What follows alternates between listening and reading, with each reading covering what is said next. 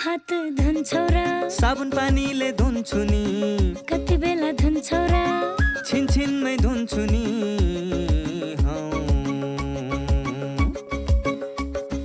घरमा पस्दा अफिस पस्दा सधैँ धुन्छु हात कोरोनालाई यसै गरी भगाइदिन्छु म त घरमा पस्दा अफिस पस्दा सधैँ धुन्छु हात कोरोनालाई यसै गरी भगाइदिन्छु म त भान्सा छिर्नु अगाडि खाना खानु अगाडि जहाँ त्यही छोएपछि हातले छोपी खोकेपछि हात धुन्छौ र साबुन पानीले धुन्छु नि कति बेला धुन्छौ र छिनछिनमै धुन्छु नि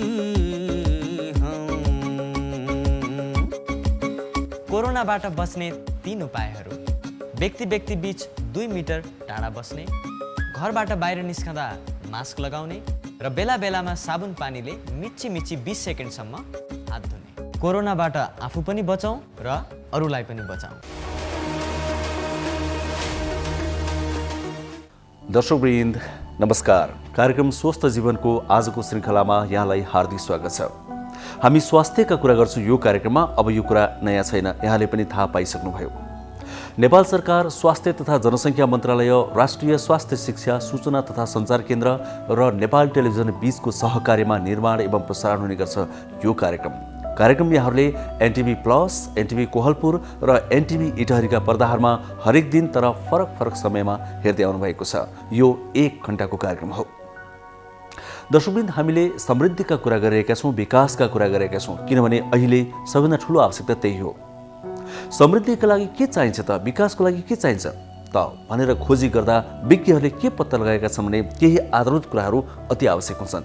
तीमध्ये त्यो देशका हरेक नागरिक स्वस्थ हुनैपर्छ, उनीहरूले स्वास्थ्य सेवा पाएकै हुनुपर्छ। यसै कुरालाई मध्यनजर गर्दै नेपालको संविधानमा पनि स्वास्थ्य सेवालाई मौलिक हकको रूपमा राखिएको छ। अर्थात् हरेक नेपाली नागरिकले आधारभूत स्वास्थ्य सेवा, कम्तीमा पनि आधारभूत स्वास्थ्य सेवा चाहिँ निःशुल्क पाउनुपर्छ भनेर लेखिएको छ। के पाइरहेका छन् त? छैनन् भने हामी कहाँनिर चुकिरहेका छौँ? यी प्रश्नको उत्तर पनि हामी कार्यक्रममा यदाकदा खोज्ने गर्छौँ। यद्यपि कार्यक्रममा धेरैजसो सामग्री भने तपाईँ हाम्रै दैनिक जीवनमा आइपर्न सक्ने या आइपर्ने या भइरहेका स्वास्थ्य सम्बन्धी विभिन्न समस्याका समाधान कसरी खोज्ने भन्ने नै रहने गर्छन्। दर्शकवृन्द, पछिल्लो समयमा कोरोना भाइरसको महामारी फैलिएसँगै हामीले कोरोना भाइरससँग सम्बन्धित विषयहरूलाई कार्यक्रममा प्राथमिकताका साथ उठाउने गरेका छौँ। आज पनि त्यस्तै केही हामीसँग सामग्री रहेका छन्, जानकारी रहेका छन्, जुन तपाईँ हाम्रो जीवनमा अत्यन्तै आवश्यक हुन्छन् र केही आज खुसीका आशा लाग्दा कुरा पनि रहेका छन्, किनभने कोरोना विरुद्धको भ्याक्सिन नेपालमा आइसकेको छ। हजुर, यस्तै यस्तै सामग्री आज हामीसँग रहेका छन्। आउनुहोस् ती सामग्रीतिर प्रवेश गरौँ। दर्शकवृन्द, सिङ्गो संसारलाई नै पिरोलिरहेको कोरोना भाइरसको विरुद्धमा लगाइने भ्याक्सिन नेपालमा पनि लगाउन थालिसकेको छ। सम्माननीय प्रधानमन्त्री केपी शर्मा ओलीले यसको उद्घाटन गरेसँगै यो भ्याक्सिन लगाउन थालिएको हो। पहिलो चरणमा छिमेकी मित्र राष्ट्र भारतले जुन 10 लाख डोज खोप नेपाललाई पठाएको छ, तिनै खोप लगाउन थालिएको छ। र यसमा स्वास्थ्य कर्मीहरू, सरसफाइ कर्मीहरू, एम्बुलेन्स चालकहरू अनि फ्रन्ट लाइनमा खटिने सुरक्षाकर्मीहरू लगायतका व्यक्तिहरू जो बढी जोखिममा हुनुहुन्छ उहाँलाई लगाउने भनेर सुरुवात गरेको छ। यो क्रम 10 दिनमा सिद्ध्याउने लक्ष्य रहेको छ र बाँकी 3 महिनामा सबै नेपाली नागरिक जसलाई आवश्यक पर्छ, 72% नेपाली नागरिक जो 18 वर्षभन्दा माथिका हुनुहुन्छ उहाँहरूलाई भ्याक्सिन लगाउने भनेर सरकारले तयारी गरिरहेको छ। यो विषयमा विशेष रिपोर्ट आज हामी प्रस्तुत गर्नेछौँ। दर्शकवृन्द, फेरि पनि प्रसङ्ग कोरोना भाइरसकै। कोरोना भाइरस जब नेपालमा पनि भित्र्यो तब हामी पनि अरू मान्छेहरू जस्तै डराउन थाल्यो, किनभने स्वाभाविक थियो। यस्ता खालका विपत्ति नेपालले यसअघि कमै भोगेको थियो स्वास्थ्यको क्षेत्रमा। तर पनि एउटा खुसीको कुरा के भने मृत्युदर नेपालमा अत्यन्तै कम भयो। यो भने धेरै खुसीको कुरा हो। त अझै पनि जोखिम भने बाँकी नै छ। सरकारले आफ्नो ठाउँबाट प्रयास गरिरहेको छ, नागरिकले आफ्नो ठाउँबाट प्रयास गर्नुपर्छ, गरि पनि रहेका छन्। विभिन्न स्थानीय तहहरूले पनि आफ्नो ठाउँबाट प्रयास गरिरहेका छन्, तर पनि जोखिम भने बाँकी नै छ। भ्याक्सिन आएको छ, यो भ्याक्सिनलाई अब कसरी वितरण हुन्छ त्यो पनि धेरैको चासोको विषय रहेको छ। भ्याक्सिनको खतरा केही छ कि, जोखिम केही छ कि, त्यो पनि चासोको विषयको छ। हो, यस्तै कुराहरू समेटेर आज हामी स्वास्थ्य संवाद गर्दैछौँ। नेपाल सरकारका एकजना अधिकारीसँग हामी संवाद गर्दैछौँ जसले यी सम्पूर्ण कुराहरू समेट्नेछ। अर्थात् कोरोना भाइरस, यस विरुद्धको भ्याक्सिन लगायतका कुराहरूमा हामी आज संवाद गर्नेछौँ। दर्शकवृन्द, कार्यक्रममा हामीले पछिल्लो समयमा अवधिको हिसाबले गर्दा छोटा छोटा सामाजिक सन्देशहरू पनि समेट्ने गरेका छौँ, जुन फरक फरक प्रकृतिका हुने गर्छन्। कुनै साङ्गीतिक पनि छन्, कुनै नाटकीय पनि छन्, ती पनि आज हामी समेट्नेछौँ। अर्थात् आजको कार्यक्रम पनि हामीसँग अलिकति फरक खालको रहेको छ र आज हामीले समेट्ने अर्को विषय रहेको छ जीवनशैली। विज्ञहरूले के पत्ता लगाएका छन् भने हामीलाई जति पनि रोगहरूले आक्रमण गर्छन् तीमध्ये अधिकांश रोगले आक्रमण गर्ने मुख्य कारण भने जीवनशैली हुँदो रहेछ। हाम्रो खानपान, हाम्रो शारीरिक अभ्यास लगायतका कुराहरू। त हाम्रो जीवनशैली कस्तो हुनुपर्छ, हामीले यो विषयलाई प्राथमिकताका साथ कार्यक्रममा उठाउने गरेका छौँ। पछिल्लो समयमा त्यो क्रमलाई आज पनि जोड्नेछौँ। अर्थात् मेरो जीवनशैली शीर्षकको सेगमेन्ट पनि आज हामी प्रस्तुत गर्नेछौँ। सुरुवातमा भने भ्याक्सिन सम्बन्धी सबैको चासो रहेको यो विशेष रिपोर्ट एकैछिन हेरौँ।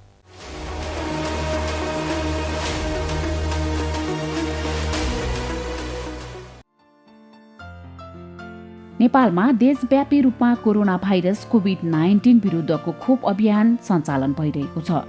अभियानमा खोप लगाउने व्यक्ति तथा सेवा प्रदायकहरूको स्वतस्फूर्त र उल्लेख्य सहभागिता छ। पहिलो प्राथमिकतामा स्वास्थ्यकर्मी, सरसफाइकर्मी, एम्बुलेन्स चालक लगायतका फ्रन्ट लाइनरमा खटिएकाहरूलाई 10 दिनभित्र खोप दिने योजना छ। खोप अभियानमा सक्रिय सहभागिता जनाउन सरकारले सबैमा पनि आग्रह गरेको छ। कोभिड-19 विरुद्धको खोप अभियानमा एक दिनमा 10,000 जनाका दरले खोप लगाएका छन्।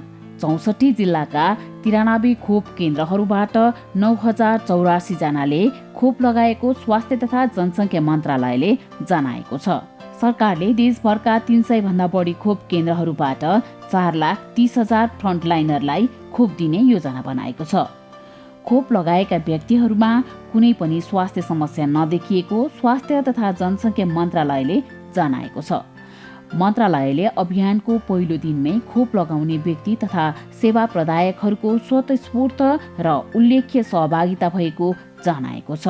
बेलायत, मेक्सिको, बङ्गलादेश र भारतमा आपतकालीन प्रयोगका लागि अनुमति भएपछि नेपालको औषधि व्यवस्था विभागले कोभिसिल्डलाई आपतकालीन प्रयोगका लागि अनुमति दिएको हो। बेलायतको अक्सफोर्ड एस्ट्राजेनेकाले विकास गरेको यो खोप भारतमा सेरम इन्स्टिच्युट अफ इन्डियाले उत्पादन गरेको हो। भारतमा पनि यही खोप लगाइएको छ। कोभिसिल्डको असर सामान्य रहेको छ। चिकित्सकहरूका अनुसार खोप लगाएका 100 जना मध्ये 1 जनालाई यसको सामान्य असर हुने गरेको पाइएको छ। त्यसैले सरकारले पनि पहिलो चरणको खोप भएकाले कुनै पनि समस्या नआओस् भनेर अस्पताल केन्द्रित मात्रै खोप केन्द्र राखेको छ। पहिलो चरणमा खोप सुरु गर्न देशभर खोप केन्द्रहरू तोकिएका छन्। उपत्यकाका 3 जिल्लामा 17, मोरङमा 3, कास्कीमा 2, बाँकेमा 2 र बाँकी 71 जिल्लामा 1-1 केन्द्रहरू रहेका छन्। स्वास्थ्यकर्मीलाई प्राथमिकतामा राखेर सरकारले खोप अभियान सञ्चालन गरेपछि अग्रपन्थीमा खटिएका स्वास्थ्यकर्मीहरू खुसी भएका छन्। खोप लगाएपछि स्वास्थ्यकर्मीहरूले सरकारप्रति आभार व्यक्त गरेका छन्। उनीहरूले खोप लगाउँदा कोरोनाबाट सुरक्षित हुन सकिने बताउँदै अनावश्यक हल्ला र अफवाहको पछि नलाग्न आग्रह गरेका छन्। साथै उनीहरूले खोपबारे भएका अध्ययन र परीक्षणहरूले त्यसको प्राथमिकता पुष्टि गरेपछि मात्रै मानव शरीरमा लगाइने भएकाले सबैले खोप अभियानमा सरिक हुनुपर्नेमा जोड दिएका छन्। अनुभव त एकदमै आफूलाई सर्वप्रथम त लक्की महसुस गरिरहेको छु, किनभने फ्रन्टलाइनमा सबै म लगायत मेरो साथीहरूले काम गरेको लगभग झन्डै 1 वर्ष हुन लाग्यो। यसमा यो प्रोफेसनमा आइसकेपछि सबैले अब पेसेन्टको कोभिड भएर पनि अब पेसेन्टहरूलाई हाइली इन्फेक्टिभ र अरू लेस इन्फेक्टिभ पेसेन्टहरू सबैलाई केयर गर्दाखेरिको एउटा जोखिम त अवश्य नै थियो। तर यो अपर्च्युनिटी हामीले जुन स्टार्टिङमा फ्रन्टलाइन हेल्थ वर्कर्सहरूलाई नेपाल सरकारले यो अवसर दिएकोमा चाहिँ म अत्यन्तै खुसी छु। साथसाथै म यति भन्न चाहन्छु कि इन्डियाको गभर्मेन्ट अफ इन्डियालाई पनि त्यति नै हामीले चाहिँ क्रेडिट दिनुपर्छ, किनभने उहाँहरूकै सहयोगबाट हामी लाउन सकेका हौँ यो। र अहिले मैले लगाएको लगभग आधी घन्टा भइसक्यो, केही समस्या मलाई छैन।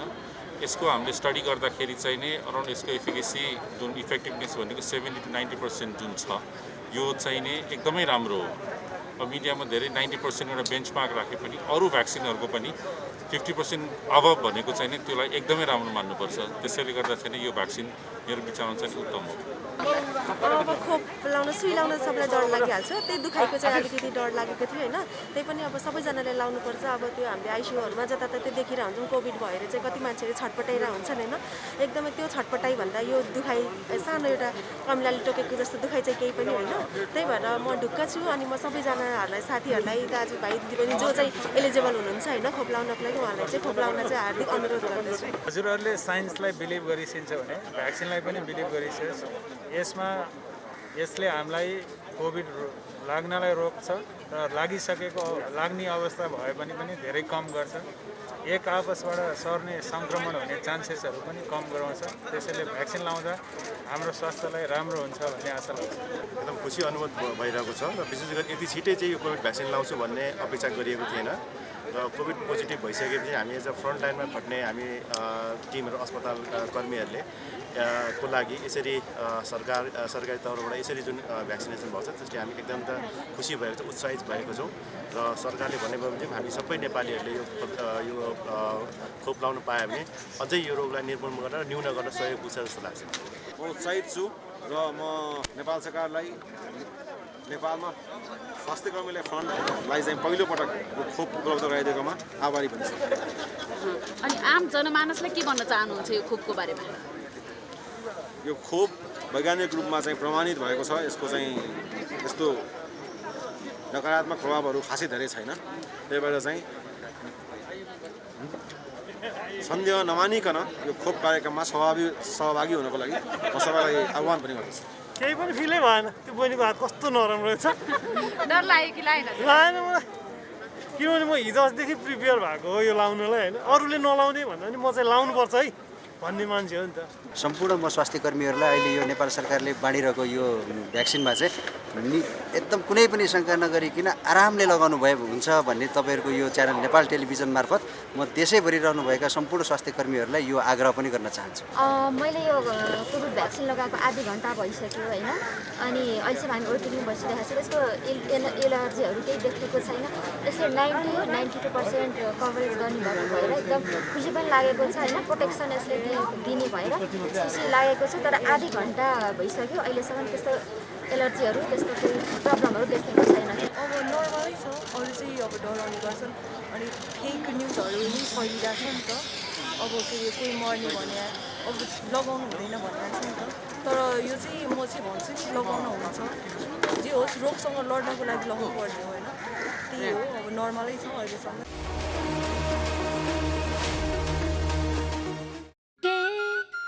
हात धुन्छौ र साबुन पानीले धुन्छु नि, कति बेला धुन्छौ र छिनछिनमै धुन्छु नि।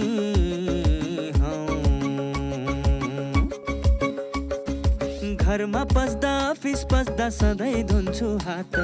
कोरोनालाई यसै गरी भगाइदिन्छु म त। घरमा पस्दा अफिस पस्दा सधैँ धुन्छु हात। कोरोनालाई यसै गरी भगाइदिन्छु म त।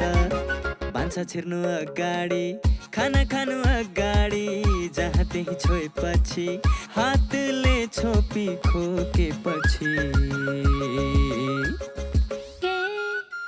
हात धुन्छौ र साबुन पानीले धुन्छु नि, कति बेला धुन्छौ र छिनछिनमै धुन्छु नि। कोरोनाबाट बच्ने 3 उपायहरू। व्यक्ति बीच 2 मिटर टाढा बस्ने, घरबाट बाहिर निस्कँदा मास्क लगाउने र बेला बेलामा साबुन पानीले मिच्ची 20 सेकेन्डसम्म हात धुने। कोरोनाबाट आफू पनि बचाउँ र अरूलाई पनि बचाउँ। अहिलेको समय कोरोना महामारीको समय हो। हामी सबैलाई थाहा भएकै कुरा हो। कोरोना सङ्क्रमणले गर्दा विश्वव्यापी नै समस्या भइराख्दा नेपाल अछुतो रहेन र सँगसँगै यहाँको सङ्क्रमणको दर पनि अहिले बढ्दै नै गइराखेको छ। सङ्क्रमण दर बढ्दै जाँदाखेरि हामी मान्छेहरूको चाहिँ डर चाहिँ घटिराखेको छ र सँगसँगै सायद आत्मबल चाहिँ बढेको छ। यति भन्दै कतिपय सङ्क्रमित व्यक्तिहरूलाई आइसियूमा राखेर उपचार गर्नुपर्ने तथ्य चाहिँ हामीसँग छ र यो भनेको एकदम नराम्रो चिज हो। तपाईँ हामी जसको भए पनि परिवार कसैलाई सिकिष्ट भएर आइसियुमा राख्नु पर्यो भने अहिलेको समयमा हामीले परिवारले नजिकै बसेर हामीले सेवा पनि गर्न पाइराखेका छैनौँ। यति कठिन समयमा यो कोरोनालाई चाहिँ हामीले डर कम गरेर यसलाई लापरवाही तरिकाले चाहिँ लिन मिल्दैन। भन्नुको मतलब अहिलेको समयमा पनि हामी सजग रहनै पर्छ। यो सर्न सक्ने सम्भावनालाई कम गर्न, रोकथाम गर्नको लागि हामी अनुशासित हुनै पर्छ। त्यो भनेको हामीले मास्क लगाउनै पर्छ। कोही सम्भावित सङ्क्रमित व्यक्ति अगाडि पछाडि छ भन्ने कुरा हेक्का राखेर हामीले आफूले पनि मास्क लगाउनु पर्यो र अरूलाई पनि मास्क लगाउन उत्प्रेरणा गर्नु पर्यो। सँगसँगै अनावश्यक ठाउँहरूलाई छोइछोटो गर्नु पनि भएन। आफ्नो हात धुनु पर्यो अथवा नभए हामीले चाहिँ सेनिटाइजर प्रयोग गर्नु पर्यो र अनावश्यक ठाउँमा भिडभाडमा जाने काम गर्नु भएन। शारीरिक दूरी बढाउनै पर्छ। यो यति कुरा चाहिँ अझै पनि हामीले त्याग्ने बेला होइन, यसलाई चाहिँ अवलम्बन गर्ने बेला हो। यो महत्त्वपूर्ण छ। सबैलाई चाहिँ यति अवलम्बन गर्नुहुन म विनम्र अनुरोध गर्दछु। सँगसँगै म एक मुटु रोग विशेषज्ञको हिसाबले मुटु रोग भएका बिरामीहरूलाई पनि कतिपय अवस्थामा मलाई कस्तो होला के होला भन्ने डर लागिराखेको होला। मुटु रोग भइराखेका व्यक्तिहरूलाई अहिले अस्पतालसम्म गएर देखाउन पनि अप्ठ्यारो भइराखेको होला। यसमा म यहाँहरूलाई के भन्न चाहन्छु भने यहाँहरूको लक्षण केही नयाँ आएको छ भने कृपया यहाँहरूले आफ्नो चिकित्सकलाई सम्पर्क गर्नुहोस् अथवा अस्पताल आउनुहोस्। यदि लक्षणहरू केही पनि आएको छैन भने आफूले खाइराखेको नियमित औषधिहरू सेवन गरिराख्नुहोस्। आफूलाई बलियो बनाउनुहोस्, आत्मबल बढाउनुहोस्, शारीरिक अभ्यास गर्नुहोस्, अनावश्यक खानेकुराहरू धेरै नखानुहोस्, हिँडडुल धेरै अनावश्यक हिँडडुल नगर्नुहोस् र एकदमै लक्षण भनेको के भनेदेखि कथम कदाचित छातीमा पीडा भयो, सास फेर्न गाह्रो भयो, मुटुको धड्कन एकदम बढ्दै गयो र रिङ्गटा लाग्यो, एकदमै अप्ठ्यारो महसुस भयो भनेदेखि चाहिँ अस्पताल आउनुहोस्। यदि होइन भनेदेखि चाहिँ अहिलेको समयमा पनि हामी नर्मल जस्तै गरेर, साधारण जस्तै गरेर घरमै बसेर पनि आफ्नो उपचार निरन्तर गर्न सक्छौँ र यो निरन्तरता दिने बेलामा कोरोनाबाट हुन सक्ने सङ्क्रमणलाई पनि ध्यान पुर्याउँ र यसकोबाट परै बसेर यसलाई रोकथाम गरौँ। यति गऱ्यौँ भने हामी मुटुकै रोग लागे पनि हामीलाई चाहिँ स्वस्थ रूपमा जीवनयापन गरिरहे अगाडि बढ्न सक्छौँ। नमस्ते, म डाक्टर रितेश थापा, म एउटा मनोचिकित्सक हो। अहिले यो कोरोनाको महामारीमा हामी सबैजना छौँ। यसले गर्दाखेरि हामी सबैलाई असर परिरहेको छ। तर मैले एउटा चिकित्सकको नाताले भन्नुपर्दाखेरि यो पनि अरू रोग जस्तै यो कोरोना पनि एउटा रोग हो। यसबाट हामी सबैजनाले सामान्य उपायहरू अपनाएर बच्न सक्छौँ। त्यही भएर कोही पनि व्यक्तिलाई चाहिँ कोरोना सङ्क्रमित व्यक्तिलाई हेला नगरौँ, किनभने कोरोना त हाम्रो 10 दिन 14 दिनमा हामी ठिक हुन्छौँ उपचार गरेर या नगरी पनि सेल्फ आइसोलेसन ठिक हुन्छौँ। तर जुन मानसिक यातना जुन भोग्नुपर्छ त्यो हेलाले अवहेलनाले गर्दाखेरि त्यो चाहिँ पछिसम्म पनि लामो समयसम्म पनि रहिरहन सक्छ। तर त्यसबाट हामी टाढै रहने कोसिस गर्नुपर्छ। त्यही भएर हामीले कोरोना सङ्क्रमित अथवा ठिक भएर आइसकेको व्यक्तिहरूलाई चाहिँ मद्दत गर्ने, उहाँहरूलाई हौसला प्रदान गर्ने र हामीले के गर्न सक्छौँ उहाँहरूको स्वास्थ्यको लागि, भविष्यको लागि त्यतातिर बढी ध्यान दिन सक्यौँ भने हामी सबैजना मिलेर यस कोरोना महामारीसँग लड्न सक्छौँ र जित्न सक्छौँ। नमस्कार, आज म यहाँहरूलाई नवजात शिशु स्याहार सम्बन्धी जानकारी दिन आएकी छु।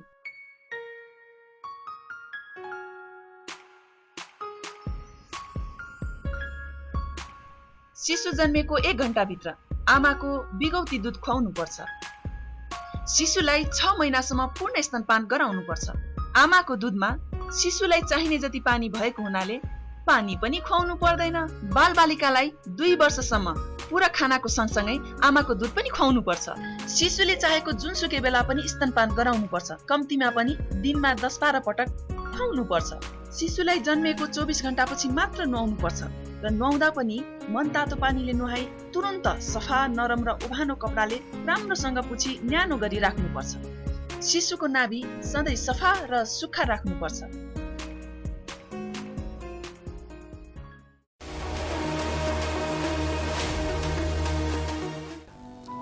दर्शकवृन्द, कोरोना भाइरसको विरुद्धमा लगाइने भ्याक्सिन त नेपालमा आयो, लगाउन थालियो पनि।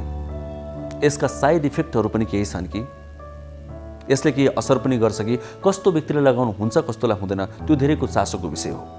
अब हामी यो प्रश्नको उत्तर खोज्ने प्रयास गर्दैछौँ कि भ्याक्सिन कस्तो व्यक्तिले लगाउनु हुन्छ कस्तो व्यक्तिले हुँदैन। अनि सँगसँगै हामी अर्को प्रश्नको पनि उत्तर खोज्दैछौँ कि के यो भ्याक्सिन लगाउने काम निष्पक्ष हुन्छ त, साँच्चै लगाउनु पर्ने जसरी लगाइन्छ त भने जस्तै गरी यो प्रश्नको उत्तर पनि हामी खोज्दैछौँ। किनभने हामी एकजना अधिकारीसँग कुरा गर्दैछौँ जो नेपाल सरकारका आधिकारिक व्यक्ति हुनुहुन्छ, स्वास्थ्य तथा जनसङ्ख्या मन्त्रालयका प्रवक्ता हुनुहुन्छ। सँगसँगै कोरोनाको विषयमा हामीले गर्नुपर्ने अरू केही समसामयिक कुरा पनि गर्नेछौँ। अबको स्वास्थ्य संवाद स्वास्थ्य तथा जनसङ्ख्या मन्त्रालयका प्रवक्तासँग यस्तै समसामयिक विषयमा।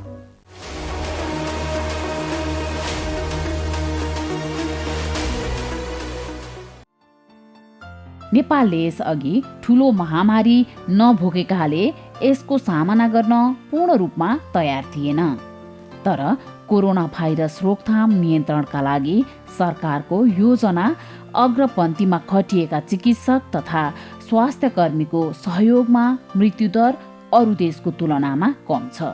संक्रमण घट्दै गएको र खोप अभियान पनि सञ्चालन भएकोले नेपाल कोरोना संक्रमण नियन्त्रण गर्ने अवस्थामा पुगेको छ। संक्रमितले जिल्ला जिल्लामा निशुल्क उपचार पाउनु, स्वास्थ्य संस्थाहरू उपचारमा समर्पित हुनु लगायतका सकारात्मक कामको परिणाम स्वरूप महामारी क्रमशः नियन्त्रणोन्मुख भएको छ। सरकारले व्यवस्थित रूपमा रोकथाम तथा नियन्त्रण गरेकाले संक्रमण कम भएको हो। नेपालले कोरोना भाइरस कोभिड-19 को रोकथाम र नियन्त्रणमा खेलेको भूमिका दक्षिण एसियामा राम्रो रहेको छ। रोकथाम नियन्त्रणमा परीक्षण र समयमा नै उपचारको व्यवस्था हुनुले अन्य देशको तुलनामा कोभिड-19 नियन्त्रण गर्न सफल भएको छ। कोरोना संक्रमणको विवरणमा संक्रमितको संख्या घट्दो क्रममा रहँदा मृत्यु हुनेको संख्या पनि उल्लेख्य रूपमा कमी आएको छ। कोरोना भाइरस रोकथाम तथा नियन्त्रणका लागि सरकारको प्रयासबारे स्वास्थ्य तथा जनसङ्ख्या मन्त्रालयका प्रवक्ता प्राध्यापक डाक्टर जागेश्वर गौतमसँग हामीले संवाद गरेका छौँ। डाक्टर साहब, 1 वर्षको कोरोना संक्रमणको जुन अवधिमा चाहिँ सरकारले कोरोना नियन्त्रणमा कस्ता कस्ता कार्यहरू गरेको छ? कोरोना नियन्त्रणको लागि पहिलो कुरा त सुरुमै जब वुहानमा चाहिँ कोरोना देखियो त्यहाँ नेपाली नागरिकहरू त्यहाँ अड्किरहनु भएको थियो।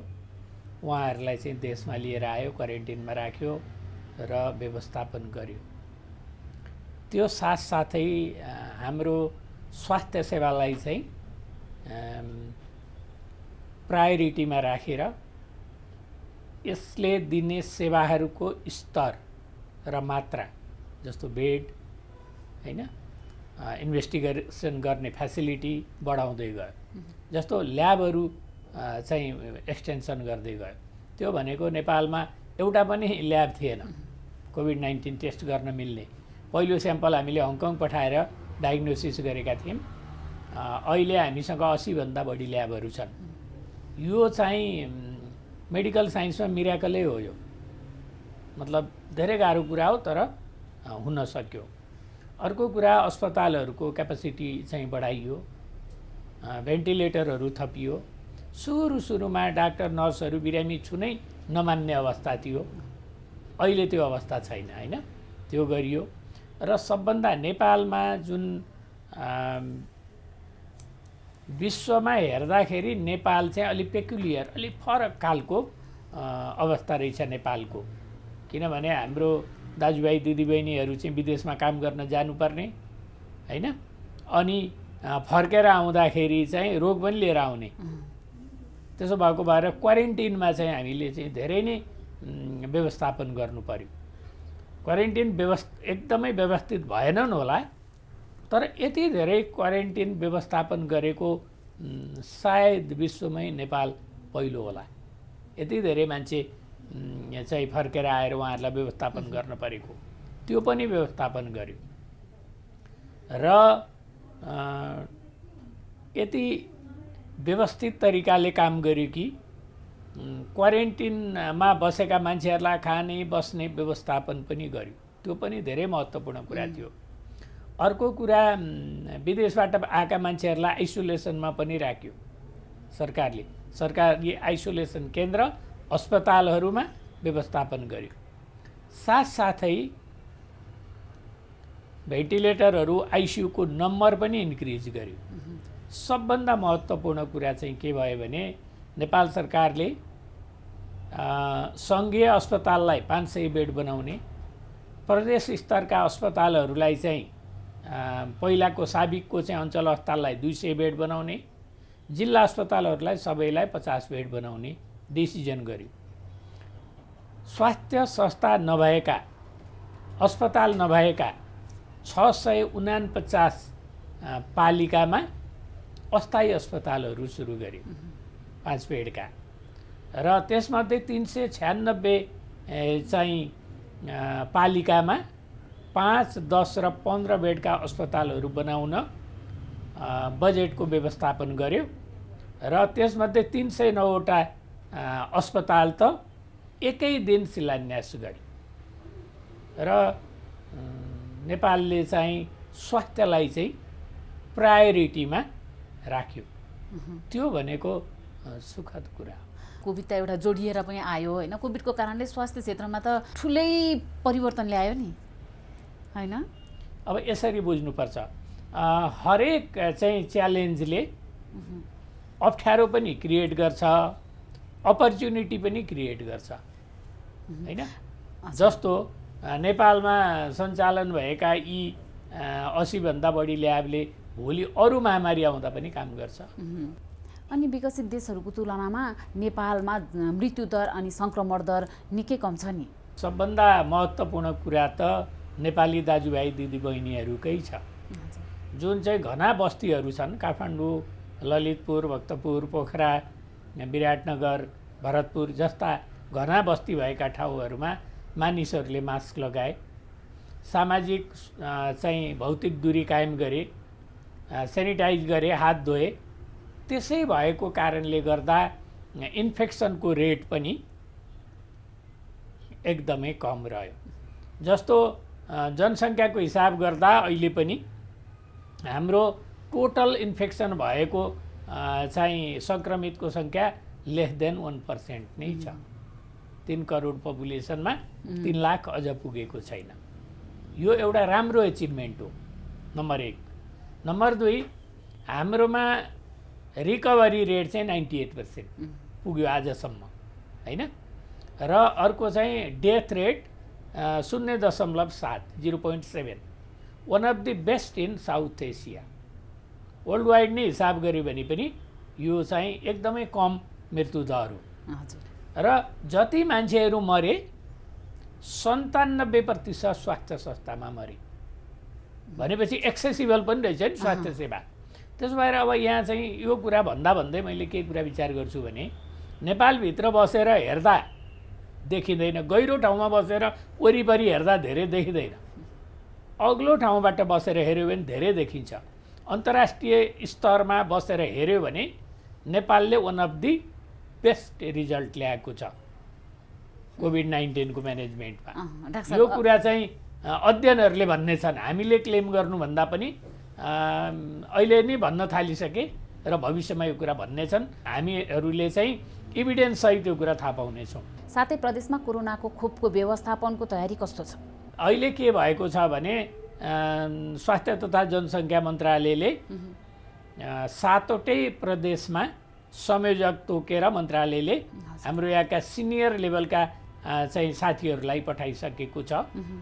त्यहाँ पनि सामाजिक विकास मन्त्रालयका सचिव, स्वास्थ्य निर्देशनालय का चाहिँ नेतृत्वहरूसँग पनि हाम्रो समन्वय भइरहेछ। हामीले सबै त्यो व्यवस्थापन गरिरहेका छौँ। डाक्टर साहब, पहिलो चरणमा जुन लाउने खोप छ यो चाहिँ कहिलेसम्ममा लगाइसक्ने तयारी गर्नुभएको छ?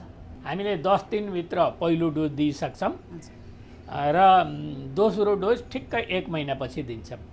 जस्तो 14 गते खोप लगाउनलाई फागुन 14 गते सेकेन्ड डोज दिन्छौँ र हाम्रो अहिले चाहिँ सुरु भएको 10 दिनभित्र यो पहिलो डोज खोप सक्ने योजना छ। 1 महिनाभन्दा केही समय पछाडि गयो भने के छ यसको ठ्याक्कै त्यही समयमा लाउनु पर्ने हुन्छ कि के हुन्छ त? साधारणतया यो खोप चाहिँ दोस्रो डोज 28 दिनपछि लगाइन्छ। हामीले 1 महिना किन भनेको छौँ भने मानिसहरूलाई सेवाग्राहीहरूलाई चाहिँ दिन सम्झिन सजिलो हुन्छ।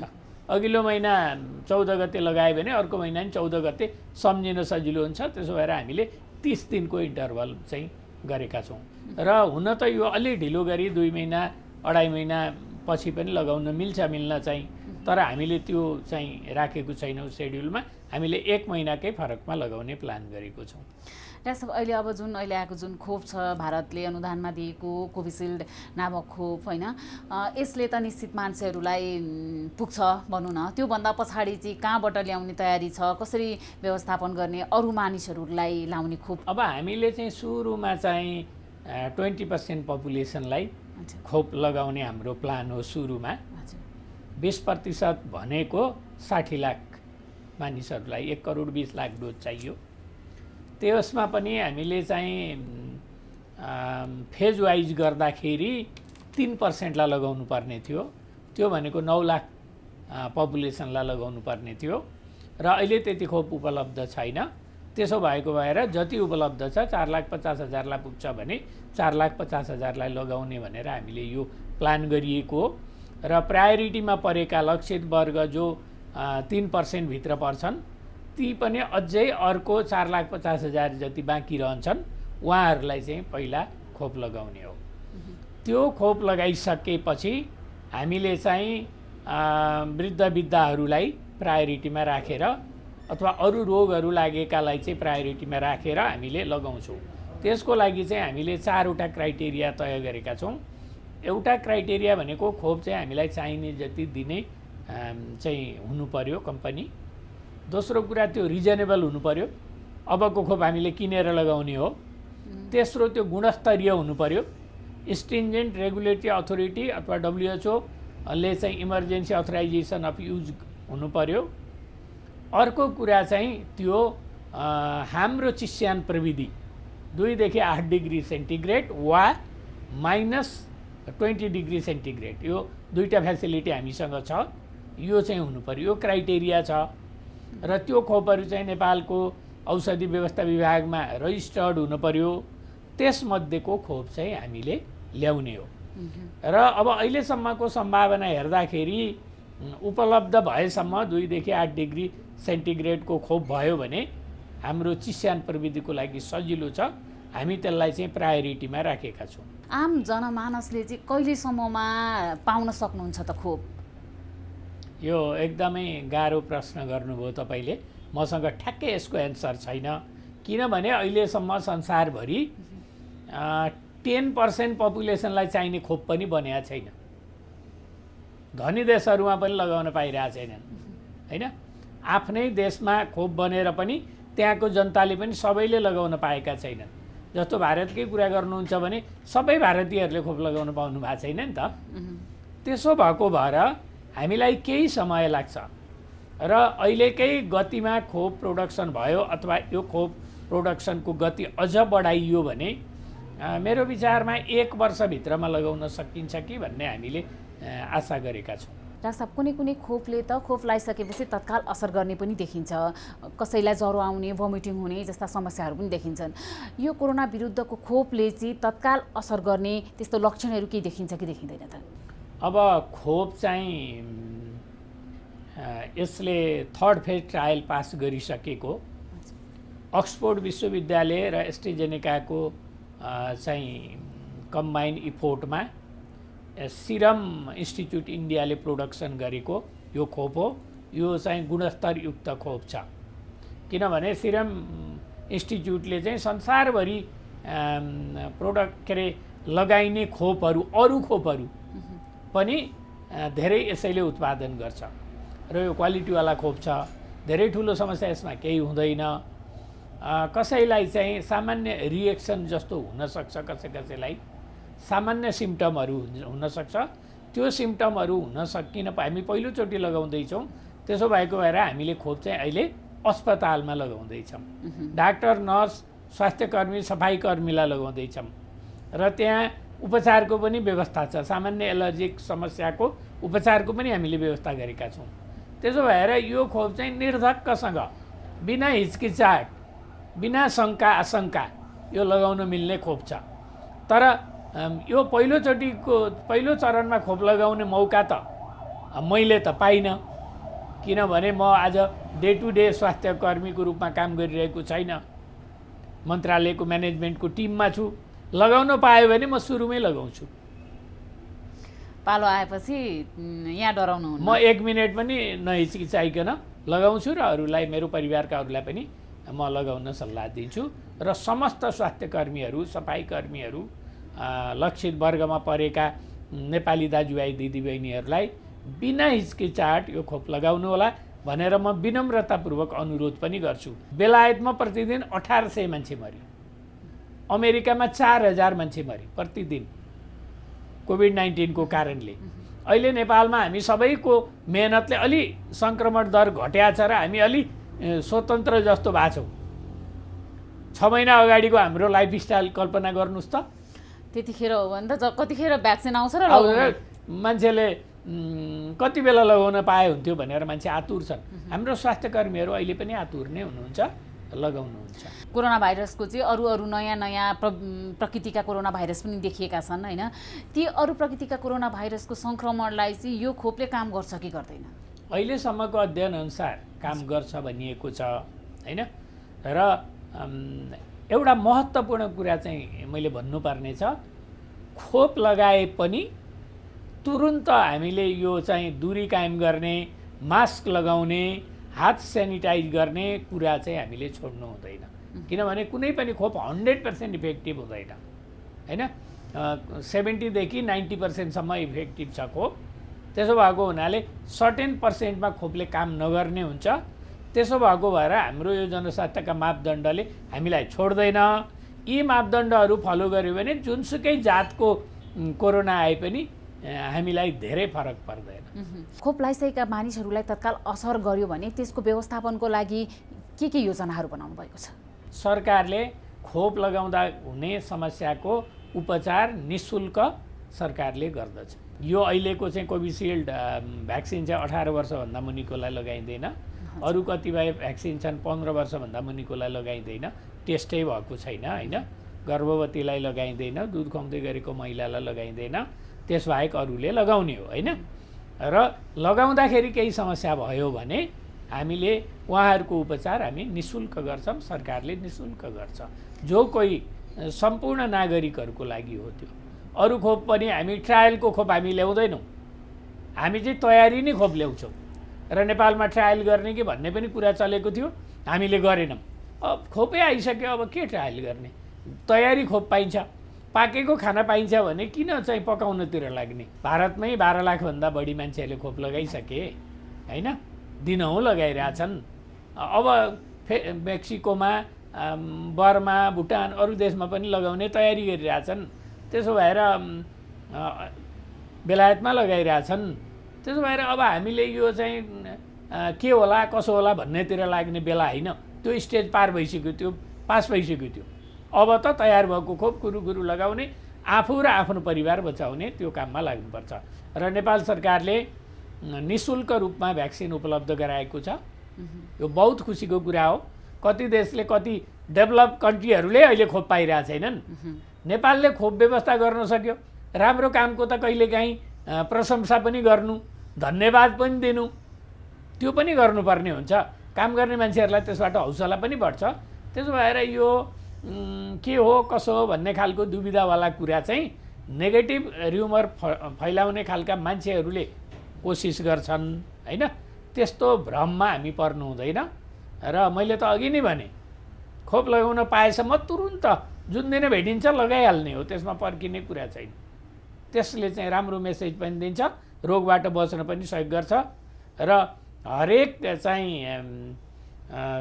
1000 जना मान्छेलाई इन्फेक्सन हुँदा 7 जना नेपाली मरिरहेछन्। त्यो पनि मर्नु हुँदैन। भ्याक्सिन लगाएर हामी नमर्ने, अप्ठ्यारो नपर्ने अवस्थामा पुग्नुपर्छ। पहिलो चरणमा कसलाई खोप लाउने तयारी छ? 18 वर्ष कटेका सबैले लगाउन मिल्छ।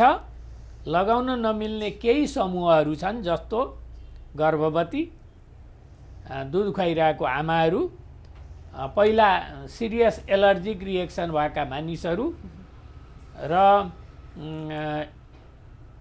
इम्युनो कम्प्रोमाइज भन्छौँ हामी, रोगको विरुद्धमा लड्ने शक्ति कम भएका मान्छेहरू सर्टेन ग्रुप हुन्छ। त्यस्तो मान्छेहरू बाहेक अरू सबै मान्छेले लगाउन मिल्छ। डाक्टर साहब, जस्तै अब यो खोप लगाइसकेपछि केही कुनै किसिमको खानपानमा ध्यान दिनुपर्ने हुन्छ, केही कुरा बार्नुपर्ने हुन्छ कि हुँदैन? छैन, यो मासुमा लगाउने खोप हो। यो लगाउँदाखेरि चाहिँ 15 सेकेन्डको काम होला जम्मा, होइन? यो कुनै धेरै सोफिस्टिकेटेड तालिम पनि चाहिँदैन यसमा। मासुमा सुई लगाउन सक्ने मान्छेले इन्फेक्सन प्रिभेन्सनका प्रिकसन लिएर मजाले लगाउन सक्छ र यसमा खानपान अरू कुराले केही पनि असर गर्दैन, बार्नु पर्दैन।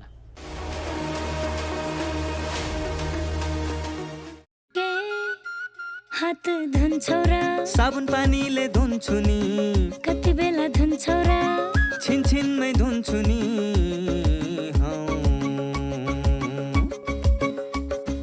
घरमा पस्दा अफिस पस्दा सधैँ धुन्छु हात, कोरोनालाई यसै गरी भगाइदिन्छु म त। घरमा पस्दा अफिस पस्दा सधैँ धुन्छु हात, कोरोनालाई यसै गरी भगाइदिन्छु म त। भान्सा छिर्नु अगाडि, खाना खानु अगाडि, जहाँ त्यही छोएपछि हातले छोपी खोकेपछि। हात धुन्छौ र साबुन पानीले धुन्छु नि, कति बेला धुन्छौ र छिनछिनमै धुन्छु नि। कोरोनाबाट बच्ने 3 उपायहरू। व्यक्ति व्यक्ति बीच 2 मिटर टाढा बस्ने, घरबाट बाहिर निस्कँदा मास्क लगाउने र बेला बेलामा साबुन पानीले मिची 20 सेकेन्डसम्म हात धुने। कोरोनाबाट आफू पनि बचाउँ र अरूलाई पनि बचाउँ। नमस्कार, म डाक्टर धर्मागत भट्टराई, म एक पेडियाट्रिक इम्युनोलोजिस्ट हुँ। स्वस्थ जीवनशैलीको लागि चर्चा गर्दै गर्दा हाम्रो शरीरलाई स्वस्थ राख्नको लागि केही कडीहरू हामीले अपनाउन जरुरी देखिन्छ। अहिले संसारमा संक्रामक रोगहरू सँगसँगै नसर्ने रोगहरू, नन कम्युनिकेबल डिजिजहरूको पनि महामारी देखिएको कुरा सर्वविदितै छ। जस्तो मोटोपना, मुटुका रोगहरू, बातजन्य रोगहरू, यस्ता थुप्रै प्रकारका सिस्टेमिक प्रणालीगत रोगहरू हाम्रो गलत जीवनशैलीको कारणले गर्दा बढिरहेको देखिन्छ। विश्व स्वास्थ्य सङ्गठनको परिभाषा अनुसार शारीरिक, मानसिक र सामाजिक रूपमा 3 प्रकारले स्वस्थ भइयो भने मात्रै हामी आफू स्वस्थ रहन सकिने कुरा सर्वविदितै छ। यदि हामीले आफूलाई स्वस्थ राख्न चाहन्छौँ भने यी 3टै प्रकारले, मानसिक, शारीरिक र सामाजिक प्रकारले हामीलाई स्वस्थ राख्न जरुरी हुन्छ। सबभन्दा पहिला शारीरिक कुराको चर्चा गरौँ। शारीरिक स्वस्थताको लागि सबभन्दा पहिला सन्तुलित आहारको, व्यायामको र पर्याप्त निद्राको जरुरत पर्छ र यसमा सन्तुलित आहारका जुन कम्पोनेन्टहरू छन् तिनीहरू पूर्ण हुन जरुरी छ। त्यस पछाडि सन्तुलित व्यायामको जरुरत पर्छ। सन्तुलित व्यायामको अर्थ यो हुन्छ कि जुन व्यक्ति उसलाई पहिला भइसकेका बिमारीहरूलाई असर नपर्ने गरी र उसको शरीरलाई, बाँकी टिस्युहरूलाई र त्यो रोगलाई पनि सन्चो बनाउने गरी के व्यायामहरू गर्न सकिन्छ, कुन प्रकारका व्यायामहरू गर्न सकिन्छ, त्यो व्यायाम गर्न सकिने भयो। यो शारीरिक व्यायामको पाटो हो। अर्को, हाम्रो शरीरलाई स्वस्थ जीवनशैलीको लागि नहुने भनेको निद्रा हो र योभन्दा बाहिर स्ट्रेसफुल लाइफले हाम्रो शरीरलाई थुप्रै प्रकारका बिमारीहरू जन्माउने गर्छ। त्यसकारण हाम्रो शरीरलाई स्ट्रेस भनेको चिन्तामुक्त गराउनको लागि हामी थुप्रै प्रकारका हामीले ध्यान गर्न सक्छौँ। हामी यत्तिकै शान्त जीवनशैली अपनाउन सक्छौँ। त्यसको लागि थुप्रै प्रक्रियाहरू छन्, ध्यानका प्रक्रियाहरू पनि छन्, तिनीहरू अपनाउन सक्छौँ। यो एउटा पाटो भयो। यसले हाम्रो मानसिक स्वास्थ्यमा पनि एकदमै राम्रो महत्त्वपूर्ण भूमिका खेल्छ। र अर्को एउटा सामाजिक सोसल वेलबिङको कुरा हुन्छ। यी सबै कुराहरू ले हाम्रो शरीरको स्वस्थ जीवनशैलीमा टेवा पुर्याउन मद्दत गर्छ। र अहिले संसारमा यो वैश्विक महामारी कोभिड-19 को महामारीको बेलामा पनि स्वस्थ जीवनशैली र हामीलाई हाम्रो शरीरको इम्युनिटी पावरलाई मजबुत राख्न अत्यन्तै महत्त्वपूर्ण कुरा हुन्छ। यस्तो बेलामा इम्युनिटी पावर ठ्याक्कै बढाउने कुनै एउटा पार्टिकुलर चिज नभए पनि हामीले इम्युनिटी पावर बढाउनको लागि सुरुमा गर्ने कमन कुराहरू जस्तो भोजन व्यायाम निद्रा बाहेक पनि जस्तो कतिपय कुराहरूले टेवा पुर्याउँछन् भन्ने कुरा अहिलेका तथ्याङ्कहरूले देखाएको कुरा हो। त्यसकारण जस्तो टेवा पुर्याउने कुराहरूमा कतिपय भिटामिनहरू नाम लिनुपर्दा भिटामिन सी जिङ्क जस्ता तत्त्वहरूले यो इम्युनिटीमा राम्रो भूमिका खेल्छन् भन्ने कुरा तथ्याङ्कमा पाइएको कुरा हो। त्यसकारण हामीले समग्रमा भन्दाखेरि भिटामिन र खनिज पदार्थ भएका कुराहरू जस्तो फ्रेस भेजिटेबल्स ग्रिन लिफी भेजिटेबल्सहरू हरियो सागपात र फलफुल लगायत सन्तुलित आहारहरूको यसमा महत्त्वपूर्ण भूमिका हुन्छ। यो सबै कुराहरूलाई समायोजन गरेर हामीले स्वस्थ जीवनशैली बाँच्यौँ भने यस्ता सङ्क्रामक र नसर्ने रोगहरूबाट बच्न सकिन्छ भनेर बुझ्न सकिन्छ। दर्शकवृन्द, कार्यक्रममा यहाँहरूलाई फेरि पनि हार्दिक स्वागत छ। यो 1 घण्टाको कार्यक्रम हो। केही महत्त्वपूर्ण सामग्री हामीसँग अझै पनि छन्। दैनिक रूपमा हामी यो कार्यक्रम लिएर आउने गर्छौँ। NTV plus, NTV Kohalpur, NTV इटहरीबाट यो कार्यक्रम हेर्दै आउनुभएको छ यहाँहरूले फरक फरक समयमा। अब एकछिन जीवनशैलीको कुरा गरौँ।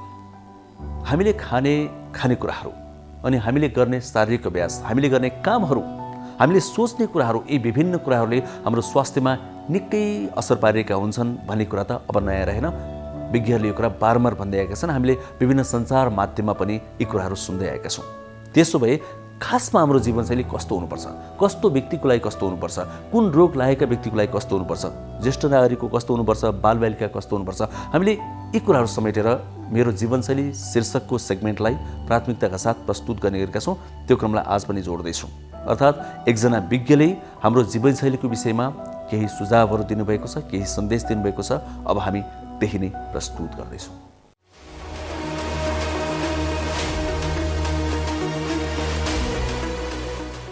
नमस्कार, म doctor Prakash Budhathoki, senior consultant dental surgeon. मानिस स्वस्थ हुनलाई अर्थात् ममा भएको अनुभव ज्ञान लामो समयसम्म देशलाई, जनतालाई र सबैलाई चाहिँ बाँडिरहनको लागि म धेरै समय स्वस्थ भएर नै बाँच्नुपर्छ।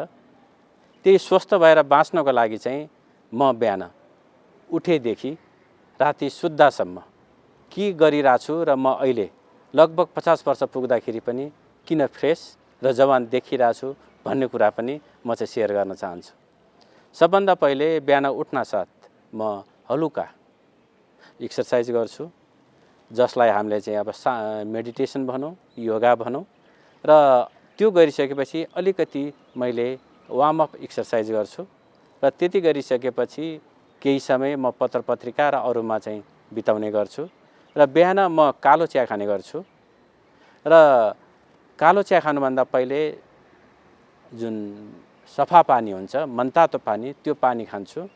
त्यसपछि चाहिँ बनाले चाहिँ कालो चिया खान्छु र त्यसपछि फ्रेस भइसकेपछि म अलिकति आफू नै किचनमा छिर्ने गर्छु।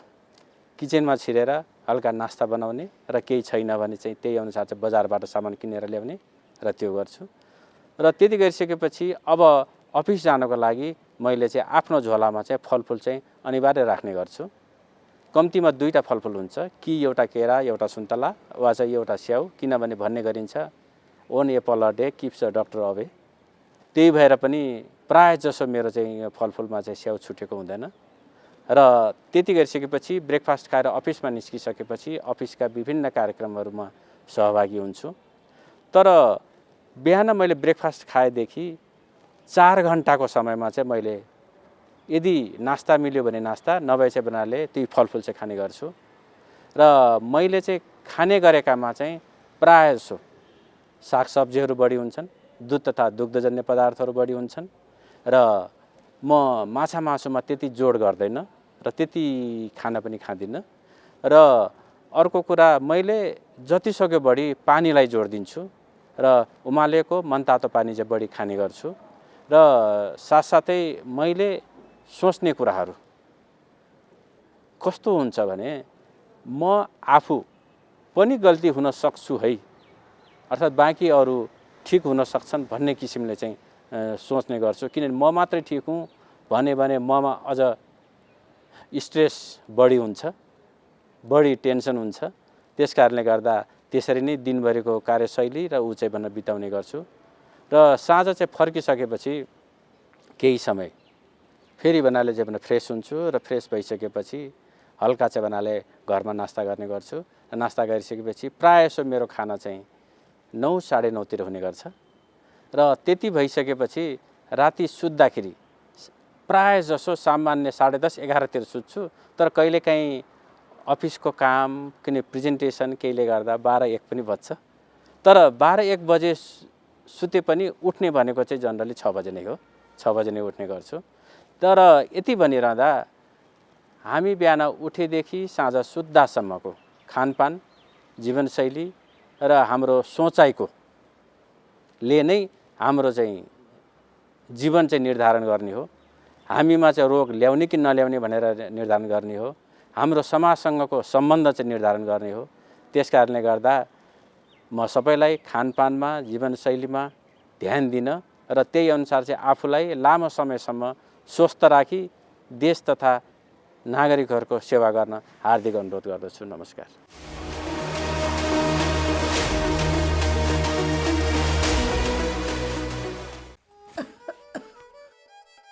काकी कता हिँड्नु भएको? रुगा खोकी लागेर सन्चो नभएको धेरै भयो औषधि लिन हिँडेँ कि म त। हो म पनि अस्ति बिरामी हुँदा एन्टिबायोटिक औषध किनेर खाकी थिएँ। मसँग बाँकी छ त्यही खाँदा भइहाल्छ नि किन किन जानु पर्यो र? हिँड्नुहोस् मसँग औषध लिएर जानु होला। ल जाऊ। कहाँ जाने कुरा हुँदैछ? बहिनीकोमा एन्टिबायोटिक रहेछ त्यही लिन चला लाकी। कहाँ त्यसरी एन्टिबायोटिक खानुहुन्छ त? स्वास्थ्य कर्मीको सिफारिस बिना मैले छोरीलाई एन्टिबायोटिक औषधि खुवाउँदा रोग बल्झेर छोरीले कति धेरै दुःख पाए। तुरुन्त स्वास्थ्य कर्मी कहाँ गएर जचाएर मात्र औषधि खानुहोस्। तपाईँ यहाँ आएर धेरै राम्रो गर्नुभयो। एन्टिबायोटिक औषधिको दुरुपयोगले बारम्बार रोग बल्झिएर निको हुन गाह्रो हुन्छ र हामी सबैलाई जोखिममा पारेको छ। त्यसैले सधैँ स्वास्थ्य कर्मीको सिफारिसमा मात्र एन्टिबायोटिक औषधि पुरा मात्रामा र पुरा अवधि सेवन गर्ने गरौँ।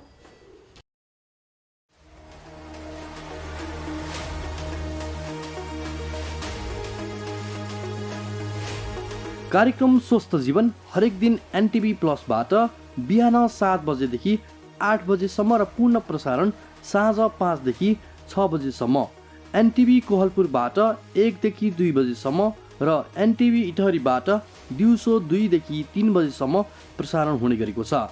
स्वास्थ्य सम्बन्धी यहाँहरूको कुनै जिज्ञासा वा समस्या भएमा हामी सम्बन्धित विज्ञहरूबाट समाधान खोजी कार्यक्रममा प्रसारण गर्नेछौँ। हामीलाई सम्पर्क गर्ने माध्यमहरू यस प्रकार रहेका छन्। फोन एसएमएस तथा भाइबरको लागि 98 43 52 93 97, इमेल swasthajievan@ntv.org.np। यस कार्यक्रमको बारेमा आफ्नो सल्लाह सुझाव र प्रतिक्रिया पनि यहाँहरूले यिनै माध्यम मार्फत दिन सक्नुहुनेछ। साथै कार्यक्रममा के कस्ता सामग्री विषय वा विज्ञहरू समेट्नु पर्ला भन्ने विषयमा पनि सुझाव दिन सक्नुहुन्छ। कार्यक्रम यहाँहरूले सामाजिक सञ्जाल मार्फत पनि हेर्न सक्नुहुनेछ।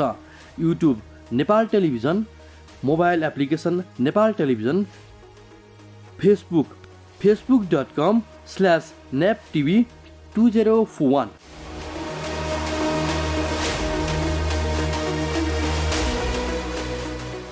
दर्शकवृन्द, आज कार्यक्रममा हामीले सुरुवातमा भने एउटा आशाको कुरा नै प्रस्तुत गऱ्यौँ, किनभने कोरोना भाइरसको सङ्क्रमित देखिएको 1 वर्षमा नेपालले भ्याक्सिन सुरु गरेको छ। अब यसलाई निरन्तर गर्ने नेपाल सरकारको लक्ष्य रहेको छ। निरन्तर रहोस्, हामी यहाँबाट अपेक्षा पनि गर्छौँ, किनभने यो अत्यन्तै आवश्यकता हो अहिलेको लागि। अब भने कार्यक्रमबाट हामी बिदा माग्छौँ, किनभने समय सकिन आँटेको छ। भोलि फेरि आउँछौँ। धेरै छन् स्वास्थ्यको क्षेत्रमा हामीले गर्नुपर्ने कुराहरू, समीक्षाहरू यी गर्दै गरौँला। जानुभन्दा अगाडि केही कुरा भनिहाल्छौँ। यो कार्यक्रम यहाँहरूले NTV plus, NTV Kohalpur, NTV Itahari बाहेक विभिन्न सामाजिक सञ्जालहरूमा पनि हेर्न सक्नुहुन्छ, हेर्दै आउनुभएको छ। युट्युबमा हेर्न सक्नुहुन्छ, नेपाल टेलिभिजनको मोबाइल एप्समा पनि हेर्न सक्नुहुन्छ, यहाँहरूले वेबसाइटमा पनि हेर्न सक्नुहुन्छ नेपाल टेलिभिजनको। त्यसै गरी फेसबुक पेजमा पनि लाइभ नै हेर्न सक्नुहुन्छ। हरेक दिन साँझ 5 देखि 6 बजेसम्म नेपाल टेलिभिजनको आधिकारिक फेसबुक पेजमा, जसको शीर्षक पनि नेपाल टेलिभिजन रहेको छ। यो कार्यक्रम यहाँहरूलाई कस्तो लाग्दैछ? सुधार्नुपर्ने कुराहरू केही छन् कि, या यहाँहरूका पनि स्वास्थ्य सम्बन्धी कुनै जिज्ञासा या प्रश्नहरू छन् कि, हामीलाई पठाउन सक्नुहुन्छ। टेलिफोन गर्नुभए पनि हुन्छ, एसएमएस गर्नुभए पनि हुन्छ, भाइबर गर्नुभए पनि हुन्छ, इमेल गर्नुभए पनि हुन्छ। सम्पूर्ण ठेगानाहरू जानकारीहरू हामीले स्क्रिनमा प्रस्तुत गरिरहेका छौँ। जाने बेलामा फेरि पनि भन्छौँ, कोरोना भाइरसको विरुद्धमा हामीले लड्न अझै पनि बाँकी छ। भ्याक्सिन पूर्ण रूपमा आइसकेको छैन। भ्याक्सिन लगाएपछि पनि सतर्कता अपनाउन अझै बाँकी नै रहन्छ। त्यसले गर्दा सतर्क रहौँ, फेरि पनि आग्रह गर्छौँ। भोलि आजकै समयमा भेटौँला। हामी सबैजनालाई बिदा दिनुहोस्। हस् त, नमस्ते।